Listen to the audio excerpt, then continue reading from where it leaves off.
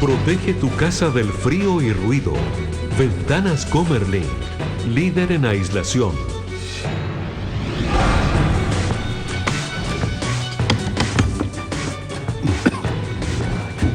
De vuelta en Tolerancia Cero, está con nosotros el director de Libertad de Desarrollo, el economista Luis Larraín. Luis, gracias por estar aquí, muy buenas noches. Hola, buenas noches, gracias. ¿Tenemos nota? Me perdí. Sí, tenemos una nota. Veamos la siguiente nota y volvemos a la mesa. Acá, por favor.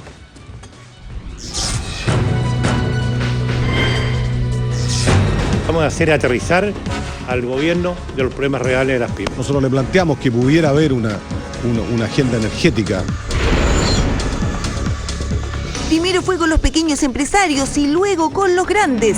Dos visitas en una semana del presidente Piñera a los timoneles del sector privado. Una clara señal de la moneda al empresariado. Este es un gobierno amigo de los micro, pequeños y medianos empresarios. Este es un gobierno que tiene muy claro que vamos a alcanzar solo el desarrollo del país en la medida que seamos aliados de los emprendedores de Chile. Las pymes exigieron igualdad de trato ante el perdonazo tributario a la empresa Johnson. El tema energético fue abordado con los grandes empresarios. Vamos a hacer aterrizar al gobierno de los problemas reales de las pymes. El tema de la condonación de los intereses de multa, que son iguales que para los pequeños que para la gran empresa, como el caso Johnson. Nosotros le planteamos que pudiera haber una agenda energética. La carretera eléctrica es una decisión que debe ser a corto plazo. Reuniones precedidas por la cumbre de empresas eléctricas en La Moneda y que para algunos fue una respuesta para amortiguar las críticas de la propia industria que acusa la falta de una política energética. Una lectura de estas reuniones puede ser que el gobierno, ante lo ocurrido con Colbún, está tratando de calmarlo de que el país está estabilizado. Acá tenemos un problema claro de señales que el sector privado le dijo al gobierno. En este país no se están dando las condiciones para invertir. Otro de los reparos del sector privado es la excesiva regulación. Hay que tener cuidado con reaccionar frente a cualquier problema puntual con regulaciones legales. Yo creo que ya en nuestro país está relativamente inventada la pólvora. El presidente Piñera está llevando adelante una reforma tributaria, llevó adelante el CERNAC financiero, llevó adelante todas las cosas que a los empresarios les ha costado poco. Señales para el empresariado a días de que el Congreso discuta el reajuste del salario mínimo y en una semana en que el gobierno optó por postergar el envío del anunciado proyecto de flexibilización laboral. El gobierno lo que está haciendo responsablemente adelantar una eventual crisis que afecte el empleo para que los empleos en Chile no se transformen en cero ingreso. Esta idea nació muerta, es una vaca muerta que llegó, se puso un poquito hedionda y hediondeces no se pueden mandar para el Parlamento. Luis Larraín, director de Libertad de Desarrollo, todos los que lo han seguido, es un columnista bastante habitual de varios medios. ¿Tú te sientes identificado con las políticas económicas de este gobierno?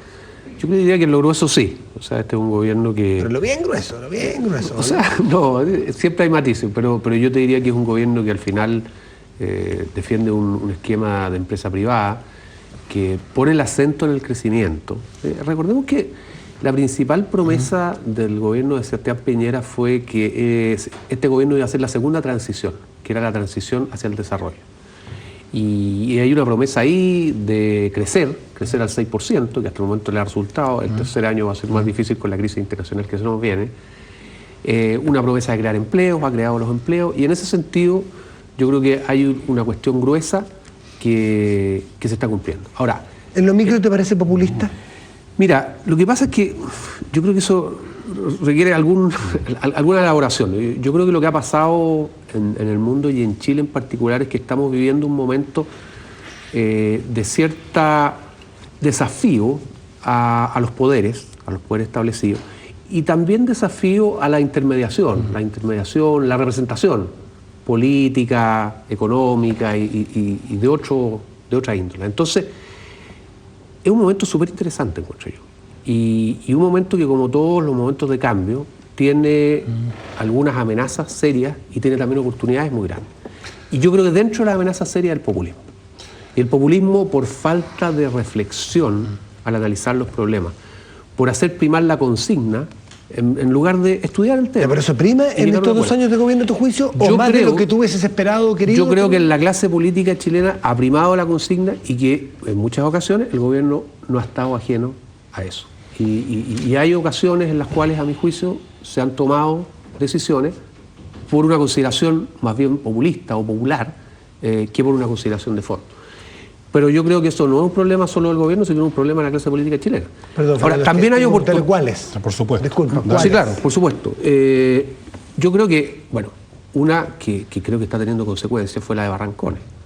Porque al final, en toda esta cosa de la discusión de los empresarios con el gobierno, yo creo que lo más importante para un país como Chile es que las cuestiones que han hecho que nosotros progresemos durante todos estos años, con todas las carencias que están saliendo y todo lo demás, es que, una vez lo dijo el presidente Lago, en Chile las instituciones funcionan.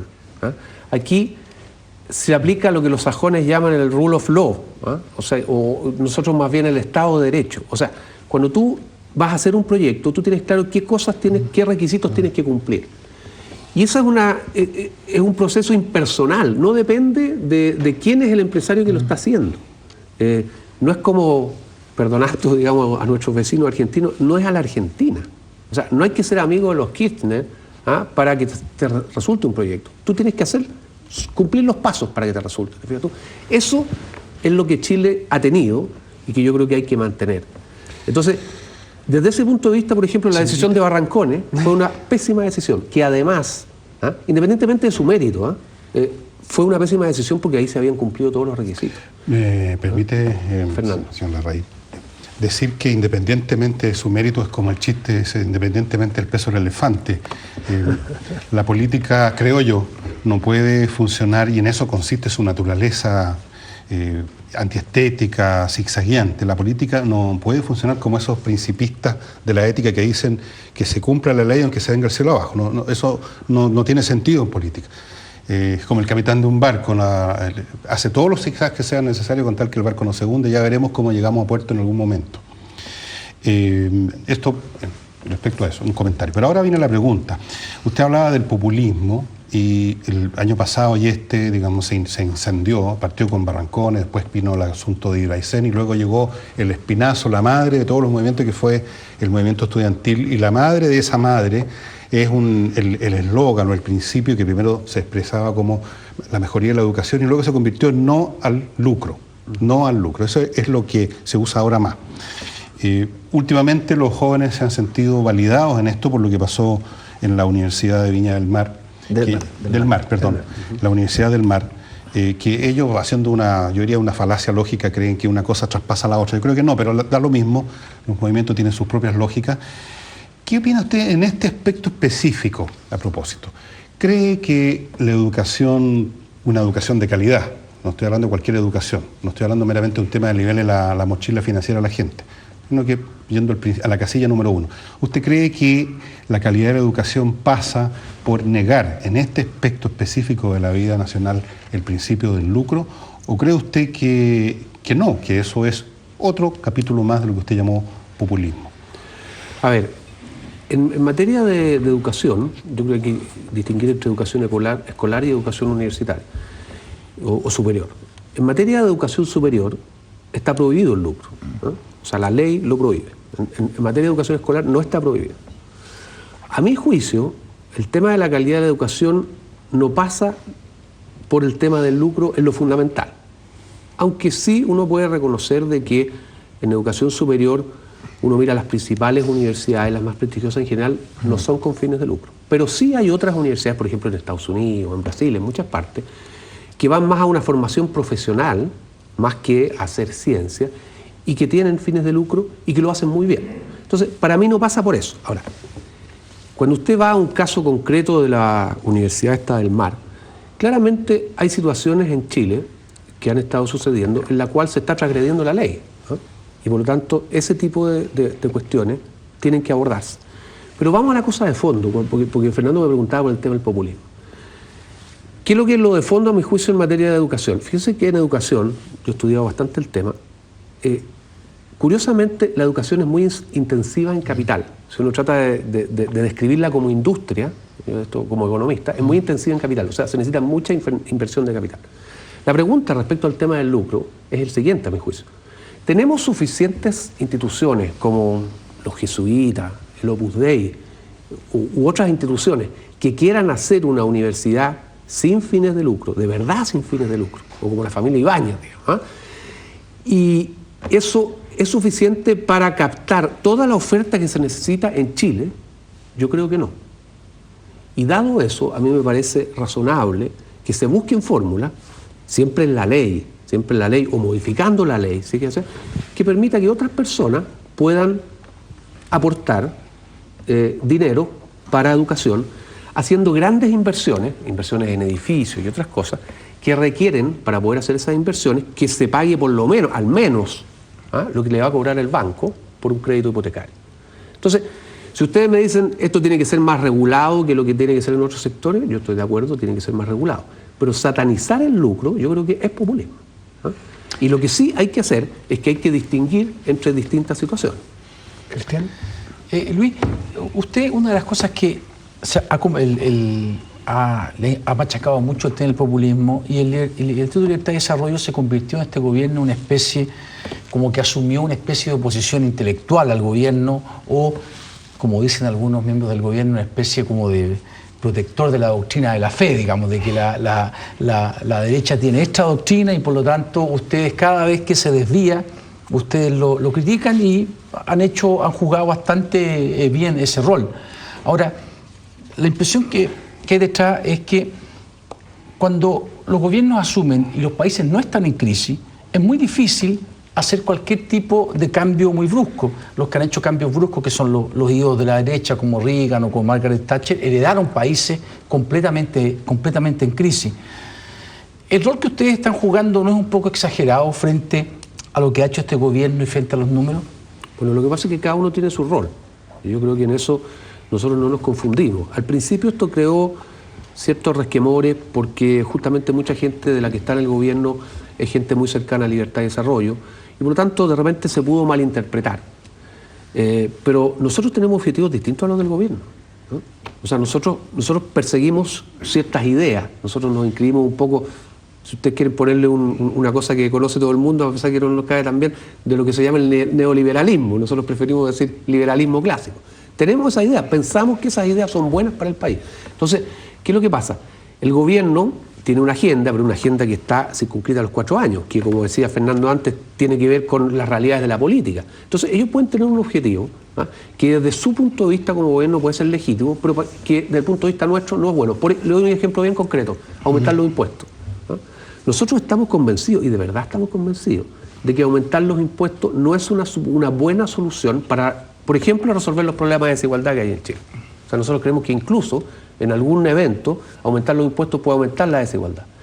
Ahora, el gobierno, creemos nosotros, ya dos veces ha optado por incrementar los impuestos, en ambas ocasiones, a nuestro juicio y de acuerdo a nuestros análisis técnicos, sin tener una gran necesidad de recaudación para eso. En la última, esto ha quedado bastante en evidencia, son $1.000 millones que se podrían sacar de muchas otras partes. Pero el gobierno quiere decir, yo quiero aumentar los impuestos. ¿Por qué quiere decir yo quiero aumentar los impuestos? Porque él quiere proyectar a una imagen de ser un gobierno más abierto a lo que la gente piensa, a lo que la gente quiere. Entonces nosotros decimos, queremos un poco más de reflexión, Analicemos los efectos de aumentar los impuestos acá, de bajarlos acá, y veamos si ese es el instrumento adecuado. Ahora, nosotros no somos gobierno, yo tengo que reconocer eso. Nosotros no tenemos que ganar la próxima elección, pero nosotros sí podemos dar nuestro punto de vista y nos gustaría... Pero sí también, no son gobierno, pero son de gobierno o son afines al gobierno, o puesto de otra forma, prefieren que gane este gobierno, claro, y se reelige un gobierno. Esa es la pregunta que quería hacer la misma pregunta de otra forma. ¿Usted cree, como algunos empresarios, que con la concertación estaba más cómodo? Yo no estaba... Roberto Andrade, que pasa esta semana, dice que con la concertación habían reglas más claras. Yo no estaba más cómodo con la concertación. Ahora, los empresarios, mira, en algunas circunstancias puede que sí, yo no digo que no. O sea, esto es una cuestión... los empresarios son sobre todo pragmáticos. Ahora, a mí, la verdad, más que lo que hablan los empresarios, me interesa lo que hacen los empresarios. O sea, ¿se invierten o no invierten?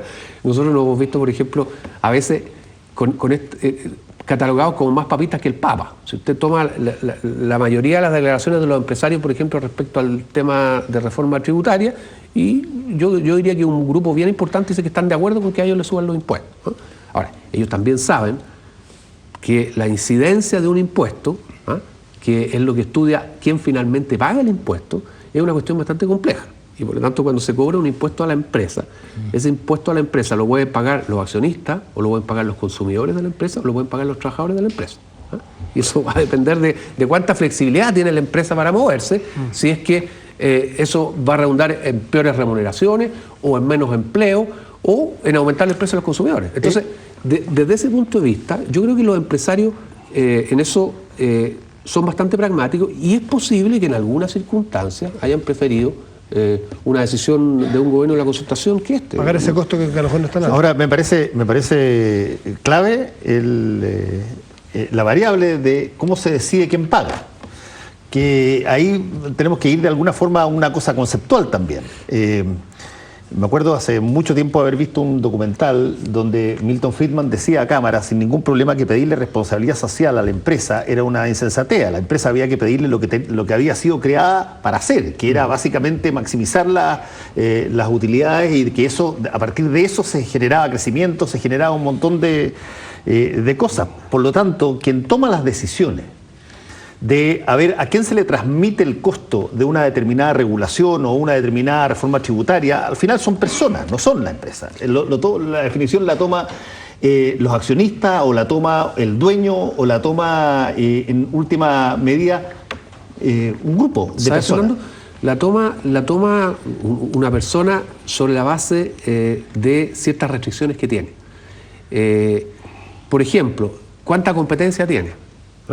¿Cuánta competencia tiene? Un tipo que tiene mucha competencia, entonces no puede tomar una decisión de aumentar el precio sin tener bajas en las ventas. ¿Te fijas tú? Por eso que son importantes las condiciones en las cuales operan las empresas, y por eso es que es importante que los mercados sean competitivos. Ya, pero el caso chileno, por ejemplo, donde tú tienes situaciones donde hay mercados que son extraordinariamente concentrados, que son 3, 4 grupos. Tienes grupos de energéticos, tienes grupos farmacéuticos, tienes grupos de retail, tienes grupos bancos, quizás hay más, pero ahora vi, y estábamos conversando antes, de que automáticamente pararon el grito en el cielo porque salió una iniciativa de Nicolás Shea que establecía la posibilidad de prestarse entre individuos, entre particulares, sí. Y eso la superintendencia con la velocidad del rayo lo aniquiló. Por lo tanto, entre pocos participantes en los distintos grupos, ¿cómo se decide a quién se le traspasa el costo de una medida? Lo que pasa es que técnicamente esto es bastante complejo, o sea, depende de la elasticidad de la oferta, de la elasticidad de la demanda. Por ejemplo, hay productos en que tú puedes subir el precio, ya no porque haya poca competencia, sino porque el consumidor lo va a consumir de todas maneras. El cigarrillo es el típico. Entonces, al final, quien paga un impuesto depende de estas cosas. O sea, es bastante más complejo, ¿te fijas tú? Ahora, tú ibas a un tema que es de verdad un tema de la economía chilena, que siendo nosotros un país con 17 millones de habitantes, por lo tanto con un mercado bastante pequeño, los servicios que no son tan transables, o sea, que no son que tú no puedes traerlo de afuera tan fácilmente, digamos, efectivamente, tú tienes ciertos problemas de competencia que hay que abordar. Pero por otro lado, tú tienes economías de escala, que hacen que sean naturalmente al final sean pocas las empresas que quedan en ese mercado. Son problemas de verdad, o sea, son problemas que hay que afrontar. Yo creo que en ese sentido, por ejemplo, la institucionalidad en Chile, y es una cosa que no es de este gobierno, es un proceso. Hoy día, en materia de libre competencia, es mucho mejor que la que teníamos antes. Tenemos una Fiscalía Nacional Económica empoderada, independiente de la autoridad. Ojo, ese es un mensaje que yo quiero mandar, porque, por ejemplo, me parece que en el tema del CERNAC, el CERNAC no es suficientemente independiente de la autoridad. Y por eso, de repente, comete errores, a mi juicio, como esta cosa de los estacionamientos, donde claramente se está buscando un objetivo político y tomando una decisión que yo creo que es totalmente equivocada. ¿Por qué? ¿Por qué un señor que va desde el centro de Santiago, en un bus del Transantiago al Parque Arauco, y paga sus 580 pesos y todo lo demás, va a tener que subsidiarme a mí, que voy en auto al Parque Arauco? Porque eso es lo que sucede cuando no se cobran los estacionamientos. Perdón, ¿en qué momento el estacionamiento se transformó en un derecho?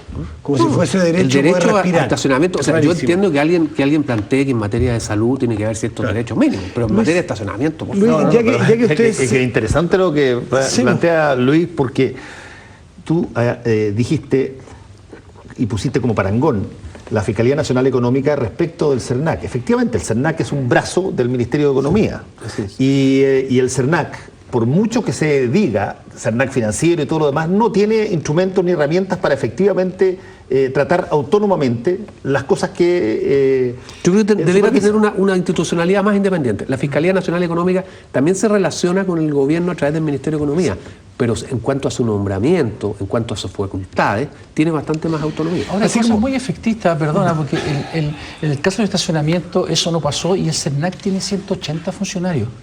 O sea, todo esto de que el CERNAC se está movilizando, al final tiene bastante más efectos políticos que reales, ¿o no? Yo creo que sí, yo creo que en materia del consumidor, mira, nosotros tenemos un desafío, creo, súper importante, que tiene que ver con los consumos masivos. O sea, una de las cosas en que yo creo que nuestra sociedad está desafiada es que hoy día los consumidores, especialmente los consumidores de servicios, exigen cuestiones que antes no exigían. Y cuando son productos muy masivos, por ejemplo el celular, que es una cosa que le interesa a todos, digamos, y sobre todo a los más jóvenes, tú en la práctica no puedes tener sino un contrato de adhesión, ¿te fijas tú? Porque si no, que cada compañía con cada uno de sus clientes pacte las condiciones, es una cuestión de loco, ¿no? Entonces hay que tener un contrato de adhesión. Bueno, el contrato de adhesión lo hace la compañía, ¿te fijas tú? Entonces, y la gente, cuando compra el celular, firma el contrato, digamos. Entonces, yo creo que ese es el tipo de desafío que tiene la sociedad hoy día. ¿Cómo hacer un contrato de adhesión que proteja los derechos del consumidor? A mi juicio, lo que tú tienes que hacer es que ese contrato tenga casi cero costo de salida. De manera que de verdad podamos afrontar este tipo de problemas. Luis, Cristian hablaba de ustedes de libertad de desarrollo como creo que tú te referiste como casi los guardianes de la doctrina, del liberalismo clásico, lo pusiste tú mismo. Ustedes se definen de manera bastante equidistante del gobierno, de los empresarios, lo has dicho aquí, con independencia, así también naturalmente de los que se oponen al modelo de libre mercado. O sea, casi desde la academia te podría preguntar a ti, desde la investigación, ¿qué le hace más daño a que se pueda mantener este sistema o este modelo?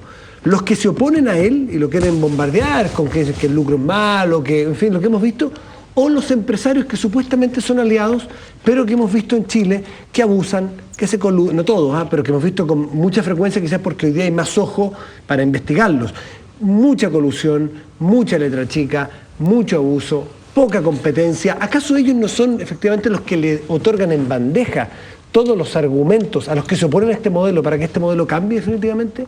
Y no hay autocrítica, por tanto, de otros empresarios buenos que no son abusadores, que no se coluden, y hay como una suerte de silencio cómplice. Yo creo que los dos le hacen muy mal. Los dos le hacen muy mal. Y lo que le hace más mal, creo yo, es la consigna, la irreflexión. Porque lo vimos ahora en el caso del estacionamiento. También se trató de meter esto como una cosa de los malls que son grandes, que son poderosos y todo, y que abusan de los pobres consumidores. Y la verdad es que no es así. Entonces, yo creo que lo que le hace más mal es la irreflexión. Respecto al modelo, fíjate que es bien interesante lo que está pasando, porque muchos de los movimientos estudiantiles, en general los movimientos ciudadanos, de alguna manera se han interpretado como un desafío del modelo, como que el modelo quedó atrás y todo lo demás. Hay un libro bien interesante de Eugenio Guzmán y Marcelo Opliger, que se llama El malestar de Chile, que trata yendo a mucha literatura, e incluso en el caso de Chile, por ejemplo, ¿te acuerdas? Tomás Mulián, después los libros de Tironi, hace un barrido de la literatura. Y él concluye una cosa que es concluye una cosa que es bien interesante, que no es que la gente no quiera más modelo, quiere más del modelo, o sea, para ellos. Que el modelo llegue a ellos. Que el modelo les entregue a ellos un poco más. Y la verdad es que uno mira lo que pasa en este país y se da cuenta que la verdad es que la gente, eso es lo que quiere más frutos del desarrollo. No nos adelantemos tanto a dictaminar lo que la gente quiere, que a veces la misma gente no sabe lo que quiere. Si uno tiene, como yo leí entre paréntesis, tuve invitado en un programa de radio a uno de los autores de ese libro, no estoy muy convencido que ellos hayan aceptado en todas las cosas, creo que hay mucho paño que cortar, tiene muchos ángulos. Lo que quiero decir es que si uno tiene como referente de que los movimientos sociales en gran escala o revolucionarios son unos tipos con teas y hachas saltando la Bastilla, por supuesto que hay muy pocos de eso. Empiezan, incluso esa revolución partió con gente que quería mejorar la finanza, ¿no es cierto?, del rey, quería mejorar la relación entre el poder y las personas comunes. Después se transformó en otra cosa. Después se convirtió en lo que llamamos revolución. Entonces, el creer de que la gente lo único que pasa es que quiere más de lo mismo, es cierto en parte, pero hay otro ángulo también, que es tan radical en cuanto a las reformas que quieren más de lo mismo, que en definitiva ya no es más de lo mismo, sino que es algo bastante distinto. Le pongo un ejemplo. Si el día de mañana, efectivamente, la educación se convierte en gratis totalmente, bueno, eso no es más de lo mismo, es algo totalmente distinto y va a producir efectos en cascada en otras cosas. Y al final de un proceso en que se encadenan las causas con los efectos a lo largo del tiempo, el resultado uno lo mira y de repente va y dice, esto fue una revolución, esto fue un cambio. No hubo asalto a la Bastilla, no hubo tipos colgados de un árbol, no cayó la guillotina, pero fue una revolución. No fue gatopardismo ese. ¿Ah? No fue gatopardismo ese. No, a veces no hay gatopardismo Sí. y otras veces sí. Entonces no hay que adelantarse, yo creo que un poco para que así sea, un poco como para exorcizar la historia, decir, no, si aquí la gente lo único que quiere es que le eliminen la letra chica. Sí, por supuesto que quieren eso. Pero hay otros factores que ustedes deberían tener en cuenta que están barbotando bajo tierra, sobre todo en los estratos juveniles, que se han creado en otra época, que se han creado en otro mundo, que tienen otras ideas, a uno le pueden gustar o no, pero tiene que darse cuenta que eso que viene es más que gatopardismo, sí, y es más que lo que dice ese libro que usted mencionó. Sí, que para ser justo con el libro, el libro más bien... Es un libro interesante, pero no es la Biblia. Descarta la tesis de que esté probado que lo que la gente quiere es cambiar el modelo, pero tampoco no hay nada probado en esta materia. No es que tenga una tesis propia, digamos. Tengo una pregunta del quinto panelista, porque estamos medio cortos de tiempo.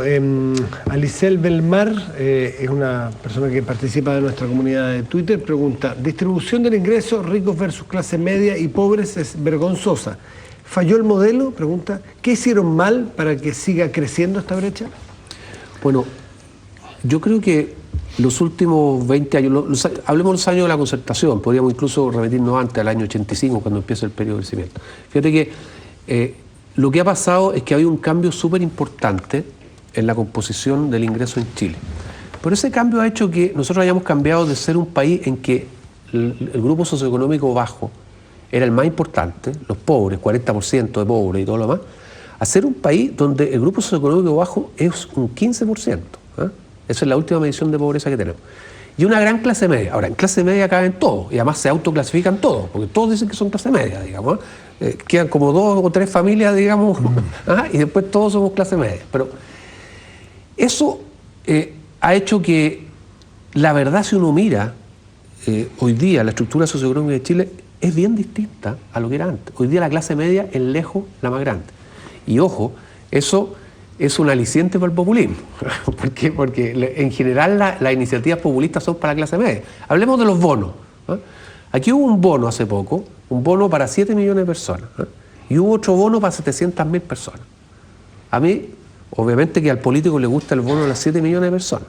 A mí me gusta más el bono de las 700.000. El bono de las 700.000 es el ingreso ético familiar, que está dirigido a todas las familias en extrema pobreza en Chile, y que es un estudio que se hizo muy consensuadamente en el Ministerio de Desarrollo Social y que determinó que se le iba a entregar una cantidad de plata a esas familias porque era una cantidad de subsistencia. Además permanente. Claro, permanente, con incentivos para que salgan de allí y todo lo demás.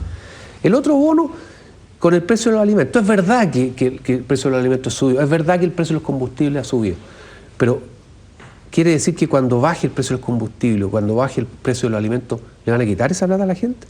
O sea, no es compensación, ¿te fijas tú? Entonces, ¿por qué? Porque, bueno, yendo a la pregunta de ella, hoy día efectivamente tenemos una distribución del ingreso que es muy desigual en Chile, pero tenemos algo que es mucho mejor que lo que teníamos hace 20 años atrás, que la gran mayoría de la gente está en los grupos socioeconómicos medios y no en los grupos socioeconómicos bajos y que están viviendo en la pobreza. Que estamos mucho más cerca de eliminar la pobreza que lo que estábamos antes. Ahora, obviamente, el desafío que tenemos hoy día como país es si las demandas de ese grupo medio en materia de consumo, en materia de calidad de servicio, el tema que se conoce como los abusos y todo lo demás, lo vamos a poder entregar como país manteniendo nuestras tasas de crecimiento superiores a las del promedio, que son los que nos han hecho avanzar como país. Y yo creo que eso es súper importante. Luis Larraín, director de Libertad de Desarrollo, muchas gracias por estar aquí en Tolerancia Cero. Gracias a ustedes. Gracias. Hacemos una pausa y volvemos.